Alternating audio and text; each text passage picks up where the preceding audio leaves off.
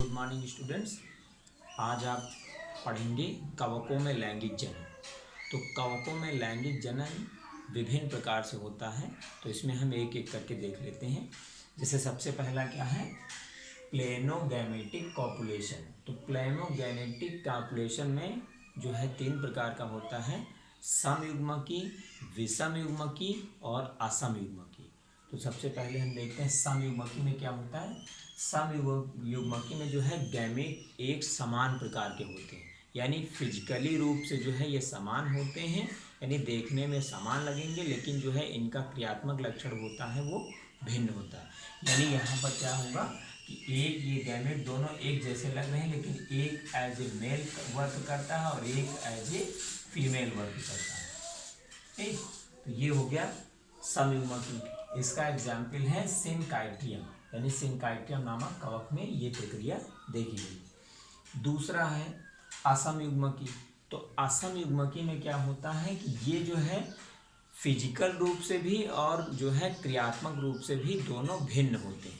जैसे इसमें दिख रहा है कि एक मेल गैमीट ये है, तो ये छोटा है, और जो फीमेल गैमीट है ये बड़ा है।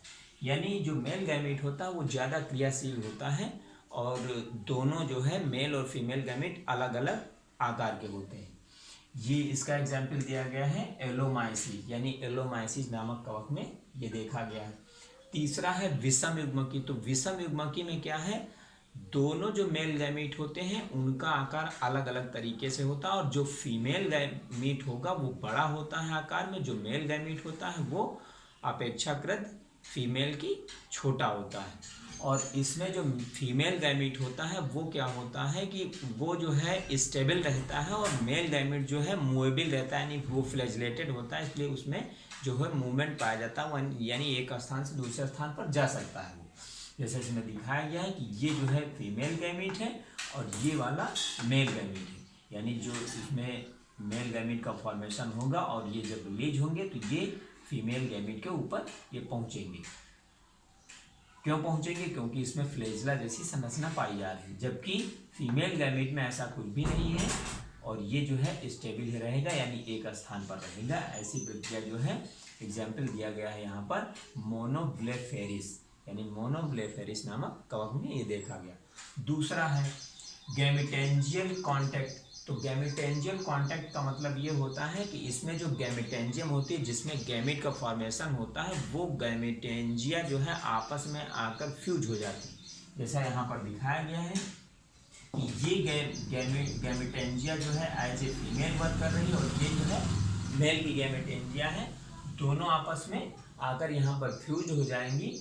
और जो इनका न्यूक्लियस है, यानी जो फीमेल का न्यूक्लियस है और मेल का न्यूक्लियस है, यानी फीमेल का जो न्यूक्लियस है वो रिसेप्टिव होगा, और जो मेल का न्यूक्लियस है वो जो है डोनर होगा। यानी यहाँ पर जो मेल गैमीट बनेगा केंद्र के अंदर, वो जो है यहाँ पर ट्रांसफर हो जाएगा, और इस तरीके से एक जाइगोट का निर्माण हो जाएगा। तो ये प्रक्रिया किसमें देखी गई है, एग्जाम्पल दिया गया है सिस्टोपस में।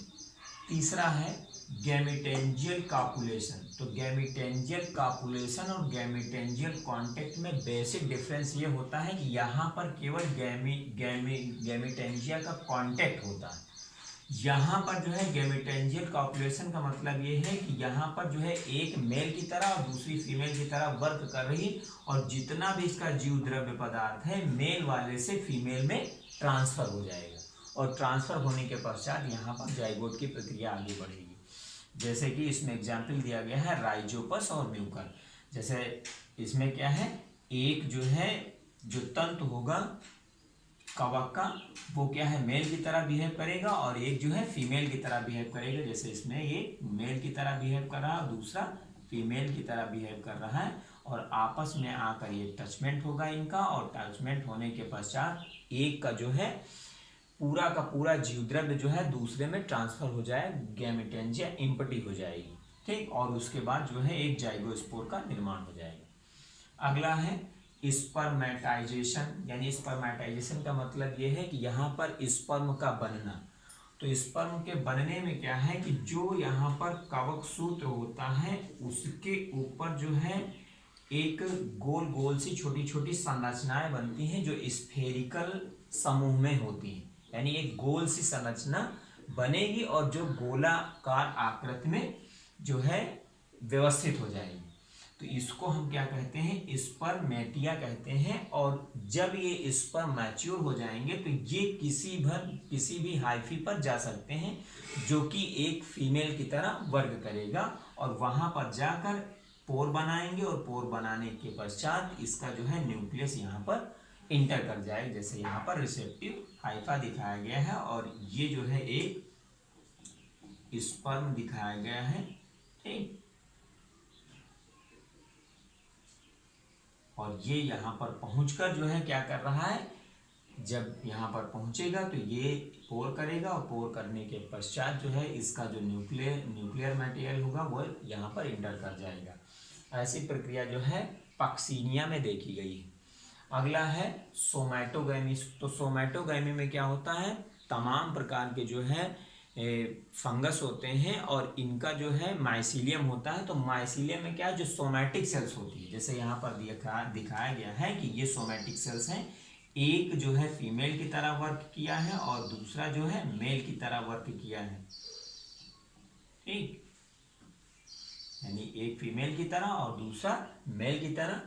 तो जो मेल वाला होगा यहाँ पर एक बीक का फॉर्मेशन होगा और बीक फॉर्मेशन के पश्चात दोनों बीक आपस में मिलेंगे और फ्यूज हो जाएंगे। फ्यूज होने के पश्चात एक का जो है केंद्र यानी मेल वाले का केंद्र जो है फीमेल वाले में पहुंच जाएगा और इस प्रकार से यहाँ पर जाइगोट का निर्माण हो जाएगा, यानी जाइगोस्पोर का निर्माण हो जाएगा। ऐसी प्रक्रिया एगेरिकस में देखी गई है।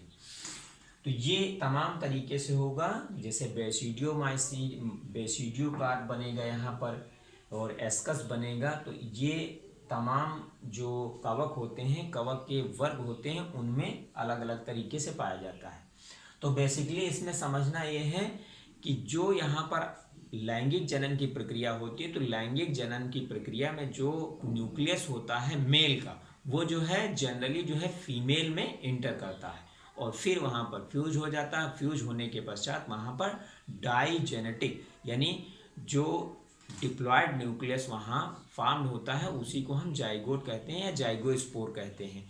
अब अगर वहाँ पर फिलामेंट हैप्लॉयड है तो हैप्लॉयड की प्रक्रिया के लिए यहाँ पर जाइगोस्पोर में अर्धसूत्री विभाजन होगा, यानी अर्धसूत्री विभाजन के पश्चात यहाँ पर 4 सेल का निर्माण होगा, जिसके पश्चात जो ये सेल्स हैं ये जर्मिनेट होंगी और जर्मिनेट होने के पश्चात कवकसूत्र का निर्माण करेंगी। तो इस प्रकार से जो है आपने देखा कि ये जो है कवकों में लैंगिक जनन की प्रक्रिया इतनी प्रक्रियाओं के तहत होती है।